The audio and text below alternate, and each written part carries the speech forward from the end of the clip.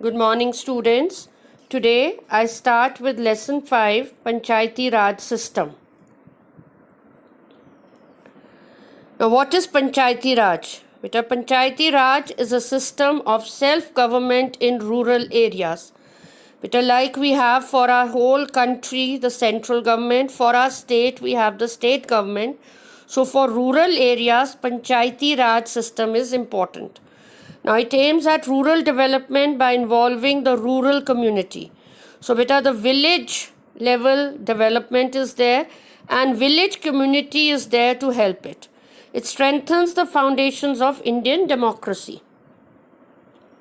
Now, rural self government. It works towards development related to agriculture, irrigation, health, education, and rural development through rural efforts. It attends to local problems such as drinking water supply, electricity, maintenance of roads, and sanitation much more efficiently. People learn to cooperate with each other and tackle their difficulties on their own rather than relying on the state or central government. So, here, beta, the rural people are working collectively to solve their problems. It may be related to agriculture, irrigation, health, education, its development, or drinking water supply, electricity, maintenance of roads, sanitation, anything. It is the rural people who are doing. Now, structure of the Panchayati Raj, beta, it is a three-tier system. The Gram Panchayat at the village level, the Block Samiti at the block level, and Zilla Parishad at the district level. Now, the organization at the apex of the Panchayati Raj, beta, the topmost is the Zilla Parishad, which helps the block samitis. Now, it consists of the representatives of the block samitis of the districts and other members who work at district level. Now, beta, the central government is there. Now, it is the government of the whole country. So, same way for a Panchayati Raj system, Zilla Parishad, it's the main body. Now, panchayats, it means a group of 5 people. It was a custom in ancient times to elect a group of 5 elders or panch, meaning 5. They settled disputes and looked after problems in the village. Their decision was binding on all. This worked till the Mughal period. Now, beta, this panchayats, 5 people were there, the members, and beta, this was known as panch, and they were responsible for everything in the village. And whatever decision they would give was final. Now, beta, when British ruled over our country, the institution of panchayats, they declined. Slowly and slowly they were out of the picture. Now, because beta, these Britishers appointed their own officers to look after the affairs of the people. Now, after independence, beta, the system of Panchayati Raj was revived by the government. After we got independence on August 15, 1947, beta, after that, the government again revived the Panchayati Raj system. Now, the central government, beta, amended the constitution in 1992 and formulated rules for the Panchayati Raj system. And these rules were to be followed by all the states and union territories. And these rules became effective from April 1993. So, in 1 year, it took 1 year to amend the rules of the Panchayati Raj system. Now, rules for Panchayati Raj system, beta, this 3-tier system, the village level, the block level, and the district level. Now, states having a population of less than 20 lakhs, they will not have this block level, beta, the center level. And direct elections for all the seats in a panchayat. Beta, people themselves elect the members of the panchayat. Now, the reservation to ensure representation of scheduled castes and scheduled tribes in proportion to their population in India, in the area, beta. Now, beta, the scheduled tribes and scheduled castes are there, beta, the lower castes. Now, beta, they also represent in the panchayat. So, their percentages according to the population of the area. Now, 1/3 of the total number of seats to be reserved for women. Now, but out of the total number, 1/3 is reserved for women, and even for the offices of the chairperson. Now all panchayats to have a term of 5 years. So 5 years is their term. Now if a panchayat is dissolved before the time, but if it is not working properly and the government dissolves it, then within 6 months of its dissolution, the elections have to take place. Now a member of the panchayat has to be of 21 years of age. Now like we have the right to vote at 18 years. So if you want to become the member of the panchayat, then you should be 21 years of age. Now, the State Election Commission should hold regular panchayati elections. Now, first we'll talk of the village level. Now, in this village level, there are three parts: the Gram Sabha, the Gram Panchayat, and the Nyay Panchayat. Now, first Gram Sabha. Now, it consists of both men and women who are 18 years of age. They meet at least twice a year. The Gram Sabha elects representatives to the Gram Panchayat. Examine the accounts of expenditure. So the Gram Sabha it looks after the expenditure also, and can remove the member of the Gram Panchayat by means of vote of no confidence if not satisfied with the performance of any member. Now suppose the Gram Panchayat member is not working according to the rules or not working at all for its community, then with the no confidence motion he is thrown out. Now then the Gram Panchayat. Now what is their composition? The Pradhan or Sarpanch heads the Gram Panchayat. The members of the Gram Panchayat elect him or her. The members are elected for a term of 5 years. And seats are reserved for scheduled caste and scheduled tribes in proportion to the population. Same way according to the population, then the percentage of scheduled caste and scheduled tribe people are also there. And 1/3 of the total number of seats are reserved for women. Now, duties of a Sarpanch. Now, he is the head of the Panchayat, Gram Panchayat. So, what are his duties? Now, the Sarpanch is responsible for organizing the meetings of the Panchayat. Signs important documents and coordinates the activities of the Panchayat. He signs the important documents. Like in a state, the Chief Minister or Council of Ministers, they sign. Then in this country, the Prime Minister and his MPs, members of Parliament, who are the cabinet ministers, they sign. So same way he also signs the important document. Then deputy chairperson is elected who officiates in the absence of the Sarpanch. Now if Sarpanch is not on duty, then deputy chairperson takes control. Now assign several committees to carry out the different responsibilities assigned to them. Now different committees are made in that Gram Panchayat, and the Sarpanch authorizes different people for different duties. Now, what are its functions? Looks after the social, economic, and cultural needs of the villagers. Responsible for implementing the community development program at the village level. Now, how to develop the community at the rural level? So that is taken. The Sarpanch takes the charge to charge and collect taxes, tolls and fees locally.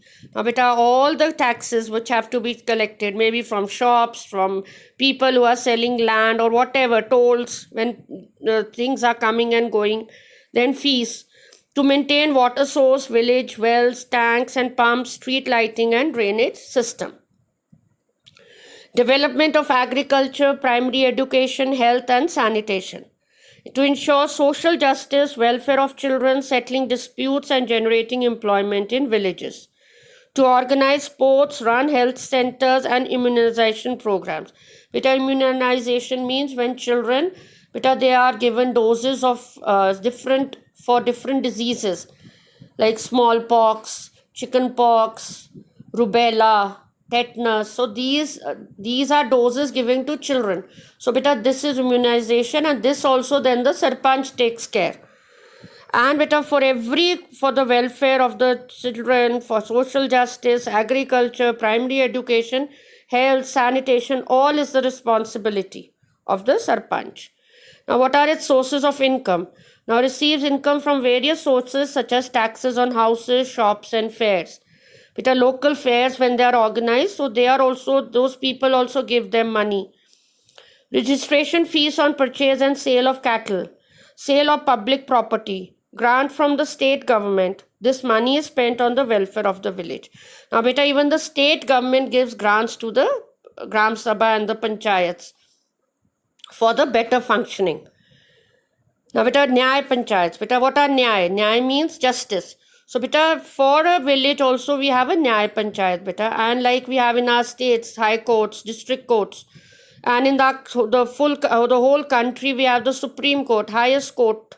So, same way in the village, we have the Nyay Panchayats. To settle minor disputes and provide justice quickly, there is one Nyay Panchayat for 4 or 5 villages. Now, members are elected by the Gram Panchayat. Now, a member of the Gram Panchayat cannot be a member of the Nyay Panchayat. But if I am suppose a member of Gram Panchayat, then I cannot be a member of the Nyay Panchayat. One office, one position. If I am a member of Gram Panchayat, I'll be there. I cannot become a member of the Nyay Panchayat. Now, what are the functions of Nyay Panchayat? Beta? Can pass judgments on petty, civil and criminal case, can only impose fines but cannot send a person to jail. The process of justice is swift, simple and inexpensive. If a person is not satisfied with the justice, can make an appeal at a higher court of justice. Now, beta, on small issues like a theft, robbery, or there is a dispute of land, beta, in villages there's very often dispute of land. Then in criminal cases, suppose there's a murder, so beta, then they can impose fines but cannot send a person to jail. That is the authority of the High Court or Supreme Court. And beta, the justice process is very swift, very fast, simple and inexpensive. Beta, no fees is there, very simple, and people get justice. And if person is not satisfied with the justice of Nyay Panchayat, then the person can go to the district or High Court or even to the Supreme Court. Now, beta, the block level, now the middle level. The block samiti, beta, it's essential link between the Gram Panchayat and the Zilla Parishad. Now, it is also called beta Anchalik Parishad in West Bengal, Kshetriya Samiti in Uttar Pradesh, and Mandal Panchayat in Karnataka. Now, what is its composition, beta? These members are also elected. They are not nominated, they are elected. And the chairpersons of all the Gram Panchayats, beta, members of the state legislature, that is Vidhan Sabha and Vidhan Parishad, members of parliament from Lok Sabha and Rajya Sabha, and those who have been elected from that area also form a part of Block Samiti. So, beta, all these people are members of the Block Samiti.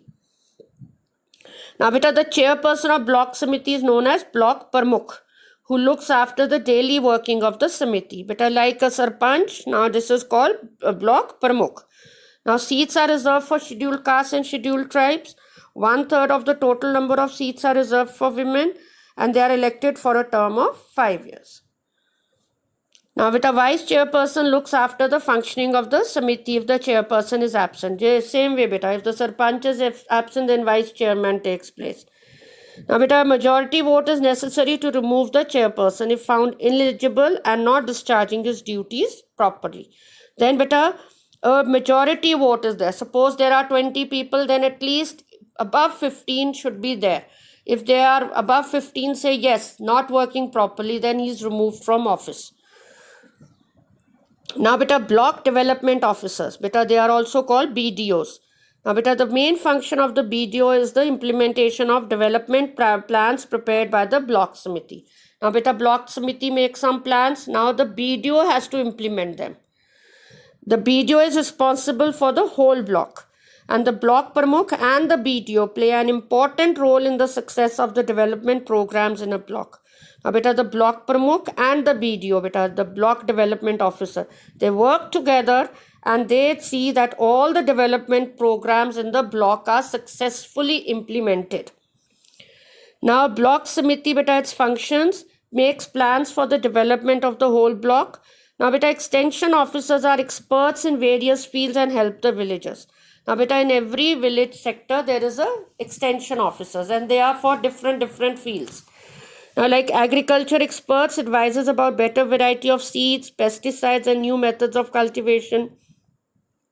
Animal husbandry experts tell about better breed of cattle and their upkeep.